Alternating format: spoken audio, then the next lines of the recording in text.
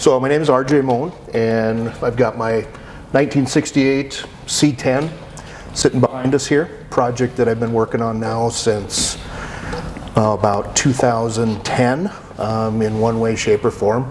Actually started out as a completely different truck and then went and traded that truck for this truck in a roundabout way. So I know we visited it before and you kind of have a story behind actually how you got this truck when you were down in, was it Indianapolis? Or Indiana, right? Yeah. So I know there's a little history behind this thing. So why don't you, I don't know if you've ever heard the story. And not the full story. I just kind of know how you acquired this one from your last one. But.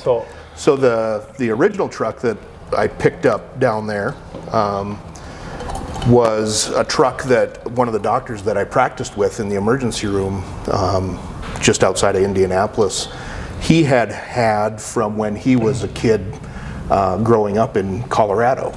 And then he had actually brought that truck out to Indiana as a project for him to work on, and he ended up then storing it in my shop that I had down there. He found out that I had a place where I was keeping some of my stuff that I was working on. So he brought that over and actually had it in my shop. Well, he ended up then, because of some family things that happened, he ended up having to move back to Colorado. He decided at that time that it just wasn't something that he had the time to work on. And it had been in my shop for a year from the time that he had actually gone back to Colorado. And he said, you know, he called me up, he said, RJ, sorry man, you know I owe you for the shop. He goes, I'm not gonna be able to work on that truck. And he said, I know your son and you've kind of been checking it out. He goes, why don't you guys just take it, and that'll be payment for the shop rent, basically. I said, I can't take that. That's something that's been in your family forever. And he said, don't worry about it. He goes, I'm back on the family farm. I've got all kinds of stuff. I don't need it. And so, lo and behold, I inherited this truck from him. Had it and worked on it for about 2 years. That was a 1972 C10. Red, had a step side box on it, short bed similar to this one, but with a step side. And the rest of the truck was in pretty rough shape, but the box was basically mint, perfect. So was that truck kind of like still in the condition it came off the farm in? The rest of the truck besides the box. Like it was used and stuff. I think the way you would describe the holy grail was the box of this truck. It was. I mean, there wasn't a scratch on it. The paint was a little bit faded, but there wasn't a dent, nothing. I mean, which is rare. Yeah, really rare. Exactly. Considering, you know, a lot of times those trucks are being used for tools. They were, there are workhorses for a straight box. That's like, you don't see many of them. Yeah, and his best explanation for it was the box never really got used, but we drove the truck everywhere. Yeah. And he said, but they had pavement out to close to where their farm was, didn't see a lot of gravel roads. But the frame over the years had, just wore out basically. So down there, basically anywhere at this point in time, the step side box is that's like trying to find the most rare of rare parts for one of these, especially in that kind of shape. And so he original. So I started checking around. I was more interested in finding a flare side like this. That would which is still rare and hard to find. Exactly. Short boxes in general. Short boxes are just hard to find. So lo and behold, I started looking around, found an actual flare side that I would like to get, which was this truck, and advertised my other truck, and basically had a guy who came and bought the truck basically for the box and gave me just about 2K short of what this one was. So wasn't it, if I remember right, wasn't the guy that bought that from you, wasn't he like a drag race guy, or he raced or something? He was going into the raceway to the speedway or something like that? Yep, exactly right. And he saw the truck? Yeah. So it just happened to be, where my shop was down there, wasn't far from where a lot of those shops where the race shops, the race shops are down there. In fact, Tony Stewart's shop was just down the street from mine, and he just happened to be driving by, and I had it sitting outside, and he stopped in and said, "Hey, that box is perfect." He goes, "I need that for my project." And I said, "Well, what's it worth to you?" And yeah, he gave me, a crazy number for it. And I was like, "It's yours." Yeah. Paid me cash right on the spot and walked away with it. So he got just the box, or you got the entire truck? He took the whole truck. That's what I thought, he took the whole truck. But what are you going to do with the rest of the truck? You don't Exactly. take it. Yeah. Exactly. Yeah. And I knew that where this one was down in Texas, basically. So then I got in touch with the guy in Texas and had him send that one up to me. Found a couple other parts from a couple other trucks around Indiana, and here it sits. Yeah. So it's kind of funny how you and I kind of go way back. Yeah, we do. We kind of have a history. Yeah. My mom used to drive school bus for you guys, you and your brothers, and we kind of grew up close to each other, you know, probably about 12, 15 miles. And so we've known each other for quite a while. Yeah, we go back quite a ways. Quite a ways, yeah. I do remember, and I think I've told the story probably about 100 times, we kind of reconvened back, and I think it was like 2003 roughly, I think it was, when we opened up shop. Yep. And you had, I'm trying to think what your Jeep that was. That had to have been like an 80? Yeah, okay. It was an 86 CJ7. And you brought it to me, and this was, I mean, you had a 5.3 liter fuel injected motor that you wanted to put in that thing. And back then, that was something you just don't hear of. I mean, that's something that was such a challenge for me because it was something so unique that I was like, heck yeah, I'm for it. And you were already doing that back then already in 2003, that you were already into customizing and doing stuff. So maybe a quarter of the parts were available for doing that kind of swap as there is now. Now it's like you could LS swap anything. Yeah, and back then, I mean, you had to find and research and make it work. And I remember it was red, lifted, and you brought it in, and we ended up doing a partial frame off on this thing. We put new bushing, suspension, everything in it. And I do recall, we had it for a while. Yeah. It was delivery date. You were coming to pick it up the next morning. Got it all washed up like we normally do. And it was a manual transmission. I don't know if you've ever driven a two-door Jeep the way it is, but they're squirrely. Yeah, but now you put a loaded V8 in this thing, and it's 10 times worse. Yeah. And so I took it out for one last test drive down the strip, and our shop is actually down the road here about a mile. Yep. And I was bringing it in the shop, and it was a door in, door out shop. Yep. And the girl I was seeing at the time, she had her grandma's car. The thing was pristine. It was a 4-door car, not a scratch on it, never been over 55. And she had it for about a year, and she was getting ready to sell it that very next day. I actually think, to be honest with you, I actually think she had it sold. She was delivering it. So you have to picture this car was sideways at the end of the shop. And I was coming in with your Jeep, and I just so happened the throttle stuck on this thing is what I'm going to say. And I come zipping through the shop, and I actually T-boned the car. I remember hearing this story. Yeah. So with that, it was bad enough that I had to face the music with her in the damage that I just T-boned this prestige car that she had. What kind of car was that? It was a 4-door Chrysler. I think it was like a Sebring. Okay. Sure. So dealing with that was one task, because of course you might imagine she was probably not too impressed with me. Second of all, the one thing I was thinking of is, look at him. I had to explain this to him tomorrow, the next day, that I just... Sure, you're a little more toned back then. Yeah. So probably. I panicked. Well, he was pretty close to this even back then. I panicked. I backed your Jeep off of the car, and it was like a little scratch in the bumper, I think, if there was like no damage to this Jeep. And I just, like, my heart sank, and I was more worried about him than I was anything else, because I would be A, customer, B, a friend, but it's just a business owner. Like, you still got to think of it as, you know, hey, this is a customer's worst case scenario. And how this, how this delivery was long overdue, and that happens. It's like, and I put so much. I mean, we did so much work to this Jeep. So much work. And I remember you come down the next day and you came in to pick up the Jeep, and I was like, RJ, hey, man, I'm sorry, but I got to tell you something. And I started telling you the story, and I remember you just laughing at the whole deal. And I thought, like, this guy's going to rip my head off. And here you're just like, hey, it's whatever. Hey, it's cool, you know. Things that happens. Yeah.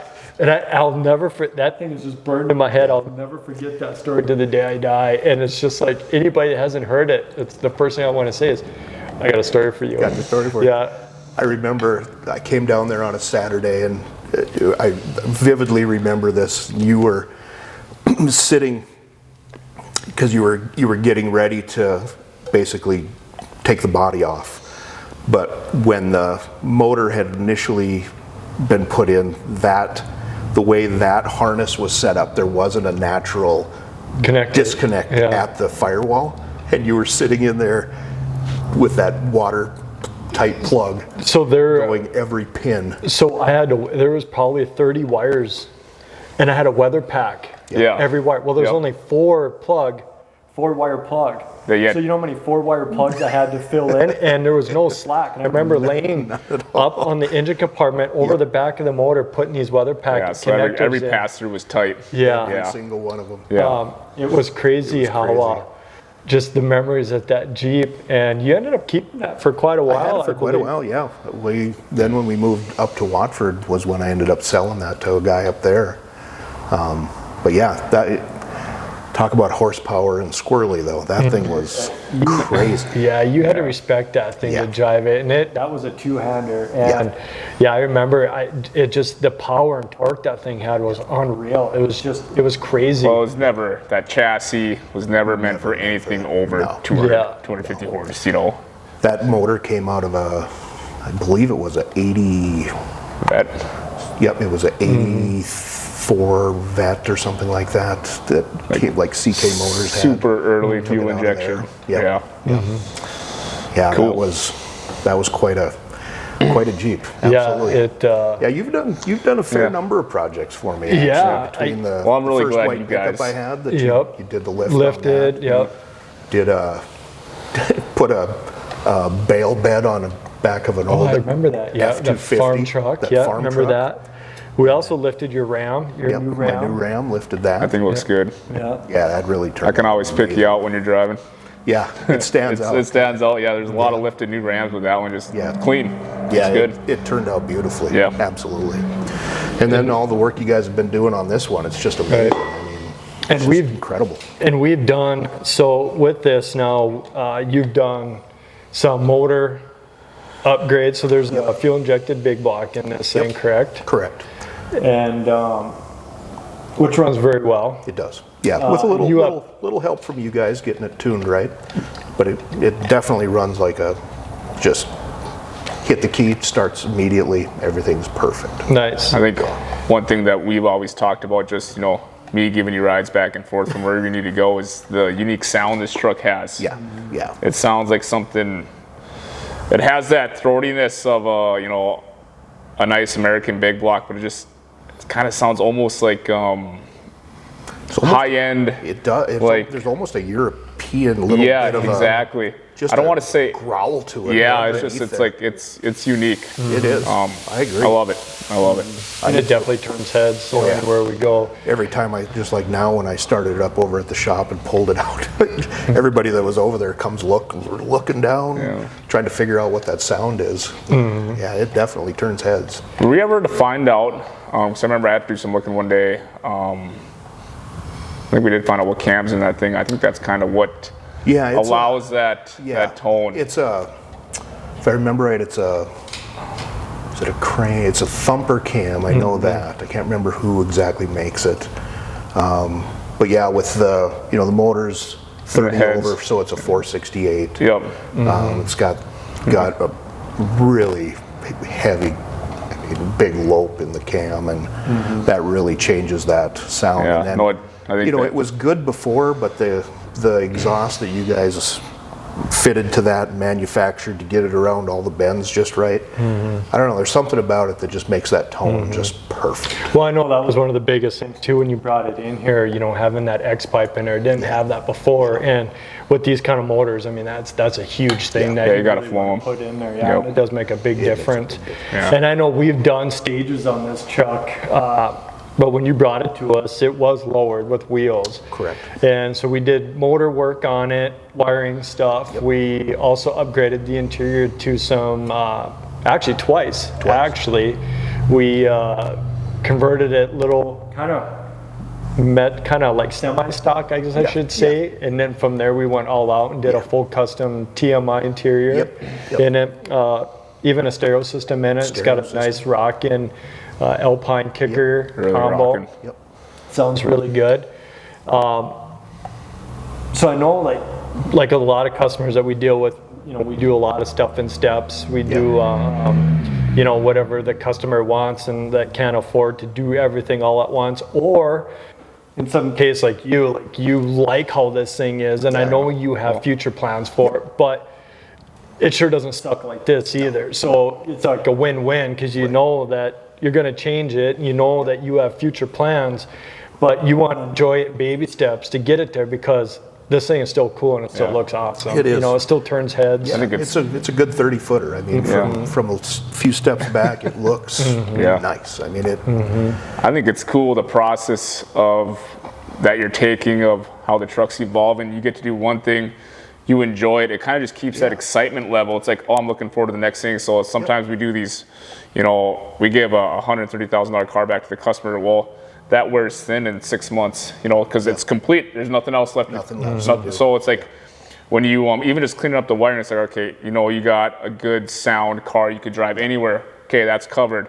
Now, what are you looking around at in the interior? Well, now you got something really good to look at, and just kind of just keeps on slowly tying the entire truck together. Yeah, I think the thing I've noticed too is, you know, even from some of the first discussions we had when we kind of started to make a little bit of a plan, there's been little things that we've changed along the way, just because, you know, we did one thing and then it was like, well, you know, now with looking at it the way it is, I think it would look better if we went this way with it. And so those little changes just really seem to, you know, I think as we progress along and continue to do more work on it, it's going to be that same kind of thing where those little things that make such a huge difference. Well, and the other thing too that helps out too is when you got this truck, it was partially somebody else. Somebody already had their fingers in it, per se. And so it's also nice that, you know, you bringing it here and letting a fresh pair of eyes kind of get underneath it and see like, okay, what do you guys see, and get it. And I know you got 11 minutes at your shop. It's cool. You actually got some pretty neat toys and stuff over there. But to get a second pair of eyes underneath there and look at it, you know, we found some things that we needed to address, some safety issue stuff. Safety issues, for sure. And we did. We fixed it. So then that way that it'll make it better out on the highway and safer too. I mean, from the front brakes pulling to the right and the motor mounts that I don't know if they were actually holding the motor or not. They definitely weren't correct. There were some things that definitely needed to be straightened out. But you know, I think getting the wiring issues, I think, helped the truck run a lot better. Made such a big difference, you know, like any old truck that has, you know, a gob of wires hanging down underneath the dash. This one was just as bad as any other one that I've ever seen. And, you know, just going through them, and literally you guys went through them wire by wire and took out anything that didn't belong, made sure everything else was connected to something it was supposed to be connected to, made sure all the grounds were perfect. Right. I mean, and it took care of so many problems. And then somebody put an aftermarket fuel injection system on this thing, and they kind of had it hooked up and kind of not, and fixing that wiring on top of it. Absolutely.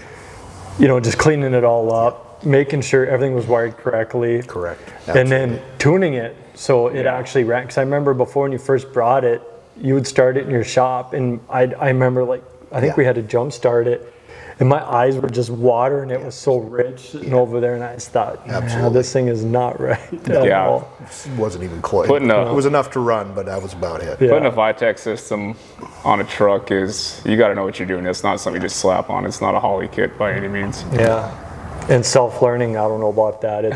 That's very minute. That I'm going to use like very loosely when I say, 5% self-learning. You pretty much have to get it. It gets the car started. 95%, and then it self-learns maybe for like the next maybe 5%. So it's a handful. Things that you learn as you go along. I think anybody that was really interested in doing that conversion, I would definitely point them in a different direction than VITEC. Now, I'm sure they're coming along as well, and I don't want to badmouth VITEC, but just this system here was certainly a handful. Yeah, and like anything, they're fairly new. They haven't been out probably as long as some of the competitors out there, so you give them time, just like anything. They'll R&D it, they'll get the bugs worked out, and they'll just hopefully better their product because they'll learn more. The feedback, the more product they get out there, the more feedback, and they can fix this stuff. But if you don't have that patience, there is certainly applicable. I'm sure you can run hundreds of different mapping through that module, but it's just for someone like you that just wants to start the truck and drive, it's like you want one map and one map that runs good. Right. So. Exactly right. So everything now that we've done to this thing, and I know you still have plans and ideas, and I know you were talking, I do believe you have a 6-liter, I think, that you have sitting in your shop that you were thinking about maybe twin turboing it or something, or it'd be pretty cool to do it. I think you were saying something like that your plans were for this. Yeah. So I have a 6-liter LS3 that came out of a safari van, I think. So it's got the iron block, basically the perfect setup to do forced induction. So basically pull all the old internals out of it, put a fully forged rotating assembly in it, and just go crazy with it. I think it'd be fun. This pickup would be just perfect one to put that into. But then I think, again, goes back to if a guy's going to do that, then do you want to put a whole new chassis under it, get really serious about it? Absolutely. And I think that combination would just make this thing perfect. So. And that's the thing for being in this industry, and I've been doing this since 1999 as a business, and you came aboard a little over a year ago, but you're still familiar with the industry and you're a car guy.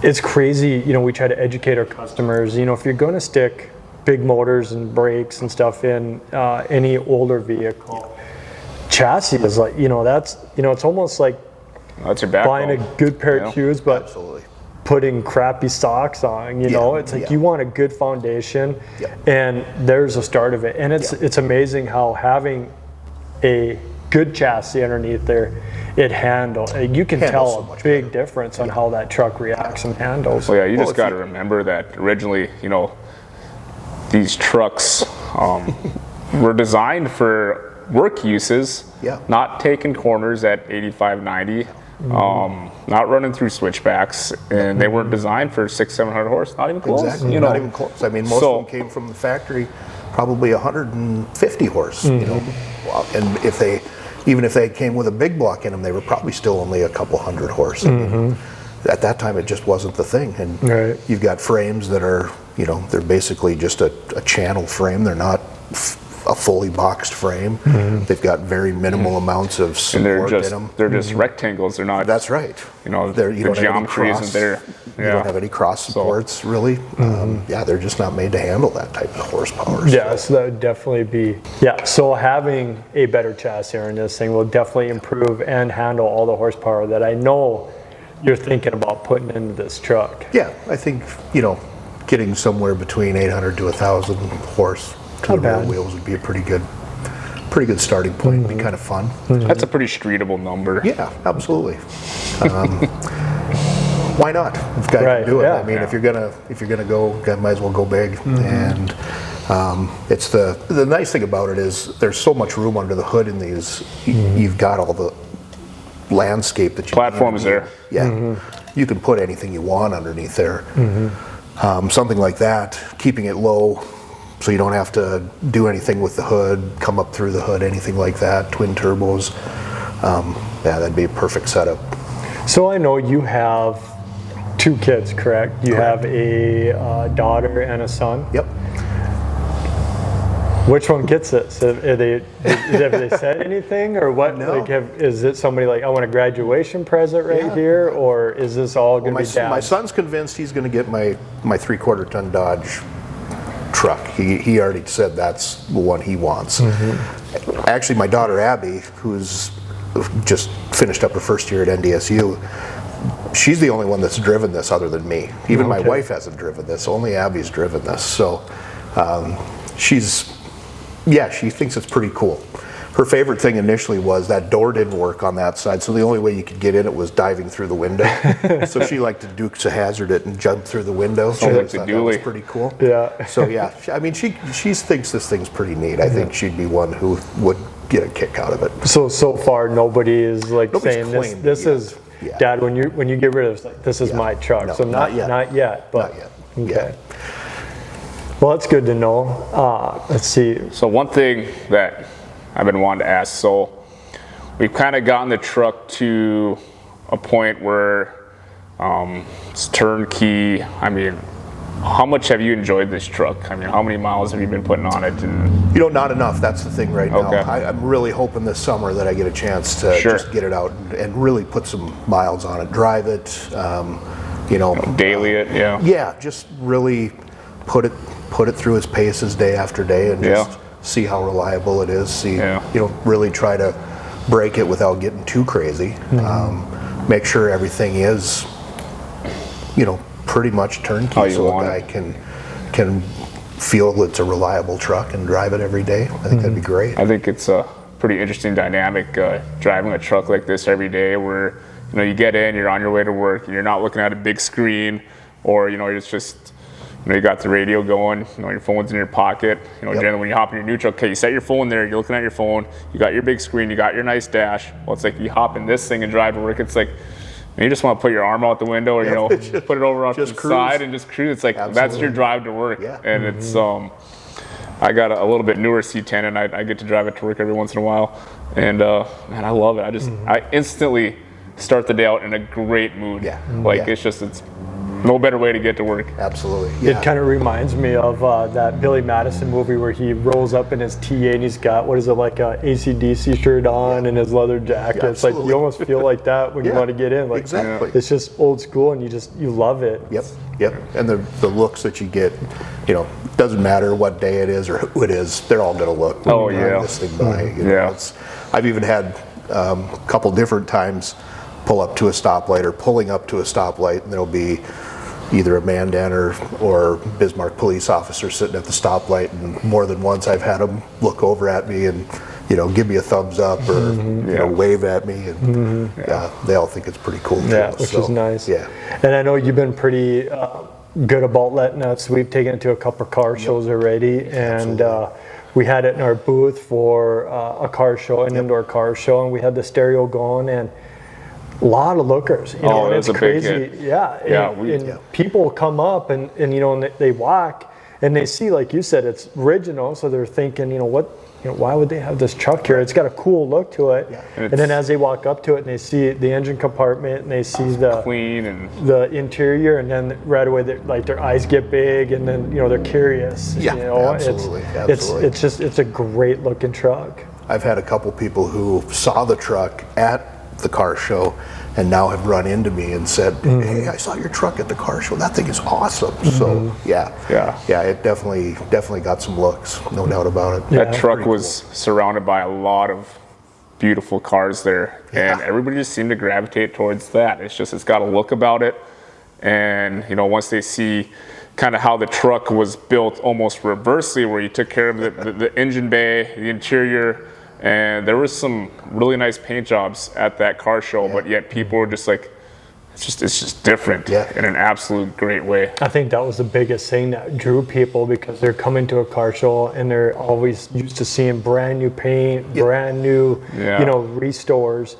And all of a sudden in a booth, they see this, and we had it under a tent with lights on it. Yep. So people are curious, like why would this be a center of attention? Yeah. And then, like I said, when people actually came up to it and they saw what had been done to it, you know, it really got people interested. And I think the car guys, and especially, you know, there's a lot of C10 guys, they would just, I'd go up to them and they'd instantly start telling me how their dad or their brother or someone in their family had these C10s. It's just such a classic American vehicle. Yeah. It's just, I'm a diehard Ford guy, but I got myself a C10 just because they're fucking cool. They are cool. Oh, they are absolutely. just that, you know, the years before this, before you got to 67, and then even 73, the first square bodies that came out, and then the second generation square bodies that came out. I mean, they all have a very classic look to them. They're all a little bit different, but when you see them, you know, they catch your eye. There's something about them. They just draw your attention. Yeah, absolutely. Absolutely. Yeah, I'm excited to see, you know, keep moving forward on this thing and doing. As your wants and needs change, to be a part of it, and I'm excited to just keep making that change for you, because it's always, I love seeing this thing come in our shop, because we know that it's not going to be okay. You know, RJ's going to bring it in here and he wants all this done to it. Well, that's not how you work. No. You know, it's you like to do a little bit at a time, but those little bits are big little bits. They're game changers. They really are. And then we get to see the truck leave, and then we get to appreciate it too, until the next little thing that you want done. So I'm excited. Yeah, you guys have been great to work with. I mean, from the very first time I brought it in, you guys kept it, you know, had it around for a while, got quite a number of things knocked out on it that just really made the truck more reliable. And then we kind of dug into some of the more interesting things in the stereo and the interior, and that really changed the truck dramatically. And now it's just, you know, this summer now finally get a chance to take it cruising and really just put some miles on it and enjoy it. I'm really looking forward to it. So yeah. You know, and it's nice too having customers like you come in, and you know, me being on both sides of the desk, I always say that to a lot of people, because you know, I'm a customer to car shops here around town, and I'm also, you know, owning a custom car business. You know, it's like you always want to hear what the customer wants, and it's like, okay, you know, RJ's, you know, you're very specific of what you want done, like most customers. And the good thing about it is the guys that I have here are car guys, so they treat the cars as if it's their own, because they have a love and a passion for this. And I remember when you brought it in for the first interior go around and you wanted the red carpet, and I went up to Rob and I said, I know what he wants, but I'm going to step in and we're going to put nicer carpet in, and we're going to put that really nice, classy, ritzy looking red in there instead of that big, you know, cut loop that you wanted. And I'm like, I know RJ's cool. We kind of have a history together, so hopefully I've done worse to him before. He's never been mad at me. So I'm going to go out on a limb on this and be like, he's going to be all right with it. And I remember you coming in and you were like, you were, you know, just impressed that, you know, we took it to the next step without, you know, costing. I mean, it really, honestly, it didn't cost any more than what you already picked up, but it was you know, Rob was able to find a lot better quality carpet that just changed the look of this truck.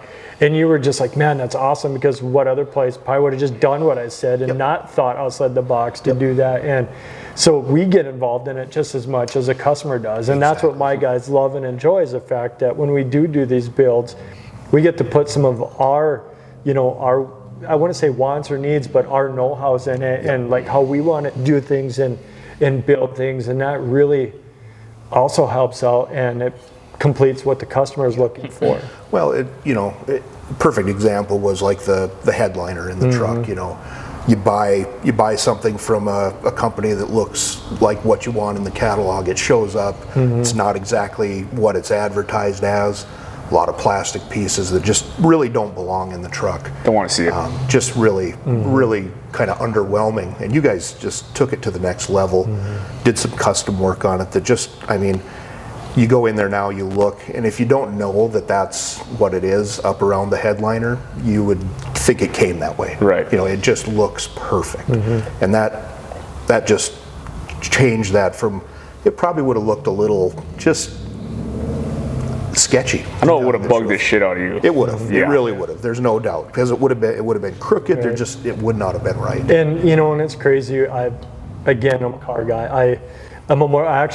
Motorcycles is what got me first. And I've always been intrigued with cars, but my heart started in motorcycles. And then I converted, I wouldn't say I got tired of the motorcycles, but building custom bikes for years and having motorcycles since I was young, it was just got to be something normal for me. So getting into the car and truck industry part of it, it was, got me excited again. And, it's like falling in love with the industry all over.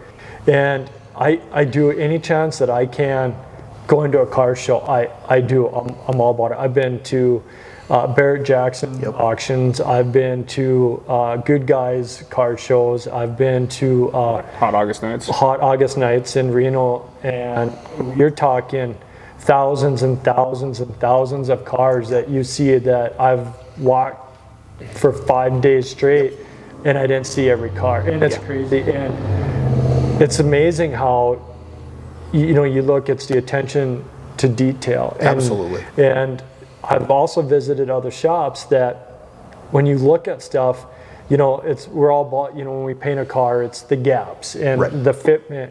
And it's crazy how they miss a lot of that stuff. And getting back to that interior piece, there's probably a lot of shops that would have just, this is what he brought, this is what they say to install it, so that's what we did. And not think outside the box and think, if this was my truck and I was putting it in, how would I want it to look? Absolutely. Absolutely. That was one example. Another one was just the TMI interiors. I can't say enough good things about the way that showed up. I mean, it just out of the box looked amazing.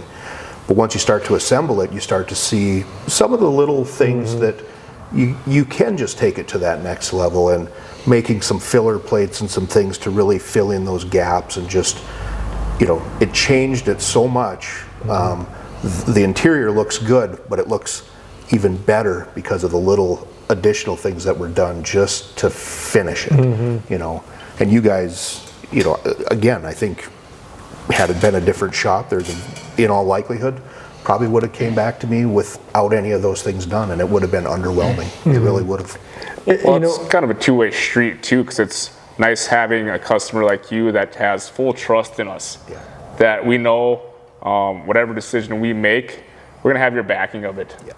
And so it's really nice. I got to say, I'm not the most hands-on guy when it comes to working on these cars, but it was nice having you just openly communicate and stuff like that. You're great to work with, and that makes everything with the truck go a lot easier. Absolutely. The communication was always spot on. I mean, you guys, I wouldn't hear from you for a while, and then I'd get a message, hey, we ran into something, can you stop by for a second and take a look at this? And it was always, something that decision really would make such a difference in how it ended up looking. And on the surface, it probably seemed like a minor thing, but I think had those connections not been made and the communication been done, it could have really, changed the way the finished product looked. As far as being smooth and seamless, I mean, you guys just every time went the extra mile to make sure that was all done beyond my expectation. Well, I appreciate it. It's always good to hear positive, good feedback from customers, and not only because I know you, but again, and that's the thing is, I was raised, I'd say I was born here. I was raised in a small town, and being, I moved back here in '99 and been kind of in the community because of this business for quite a few years. And it seems like either I know the customer as a friend and they come in and you're still a customer, or they start out as a customer and they leave as a friend. We get customers that we never met before that stop in at a regular basis and give us snacks and check in on us. And but it's always business. It doesn't matter that I know you, that I know him, he's not going to care. That's never the point. And then we always treat you like a customer, and you are the customer. So, you know, there's always that mutual respect there all the time. Yeah, and I always had I always felt comfortable because I knew if there was something, if I was, what I was suggesting to you guys that I wanted to do, I knew that if it was something that you were just like, okay, he's talking out his ass, you guys would have stopped it. You would have said, no, I know what you think that might be the way you want to go, but take a look at this. And I just always knew that I was in good hands from that standpoint. You know, because every time, whether it was my first truck that you guys worked on or the Jeep that you worked on, my second truck, every time, every suggestion you guys made as far as whether it was a wheel, tire combination, or whatever it was always spot on. And I mean, anybody who's seen those vehicles in the past would know, I mean, they turned out amazing. And a lot of that comes down to you guys helping me make the right decisions. So yeah, absolutely. Yeah, it's being in this industry for as long as I have and going back to building bikes. Yeah. I've learned throughout the years that when customers come in, they kind of have ideas, but once you start laying them on paper, you're like, that ain't gonna work. That ain't gonna work. That it's not gonna look good. You know, and then you kind of guide them back in and show them like, this is what I would do. Kind of take what you're looking for and what your end result wants to be, and we'll kind of narrow it down a little bit and point down the right direction. But that, you know, kind of getting back with the interior, that's with everything, because I know you wanted really cool with that TMI, but you wanted to look like it was really made for the truck, and that's what we, you know, took that next step, and we hopefully that, you know, we conquered that for you. There's no question. Yeah. So, you know, I appreciate RJ. I appreciate you, you know, giving us some time to visit with you on the truck and, you know, kind of get some history. I knew that this thing had a story behind it, and it's always neat to hear. You know, it's not only getting a review from the customer, but it's always, you know, when Rob even deals with people that come in and you know, from the very first time that they want something done, and it's usually, if he doesn't ask, I do. It's coming shortly, but it says like, why are you building this? Like, I want to know. There's a story. Yeah, and it's crazy how many people have a story, and you just sit and listen, and it's crazy how interesting it is. And people need to hear some of this stuff. You know, I've never heard of anybody come in and say, I just bought it here, just do whatever you want for it. Right. No, nobody's, when people bring in a vehicle to us, it reminds them of something, or it's something that they had, or there's a meaning, there's some heart behind it, and it's always nice to know what that story is. And it's always, to me, that makes me get to understand the customer and the outcome, and like how they want this, you know, end project to look like, just by knowing the history and what it means to them. So I think getting that personal touch is what makes all the difference. I think that just goes back to those little tiny things that can make such a difference in the end. I agree. I think that's super important. Well, again, I appreciate you coming down, RJ, and visiting with us. If you are interested in looking at this truck and seeing more pictures of it, I know we have pictures on our website, dakotacustoms.com, and that's Dakota Customs with a K and Z.com. And you can check us out on Facebook. We do have pictures on there, and that's also Dakota Customs. And let us know if you like it and if you like our podcast. Till next time, this is Dakota Customs un-RIVETED, and we'll talk to you later. See you guys. See ya.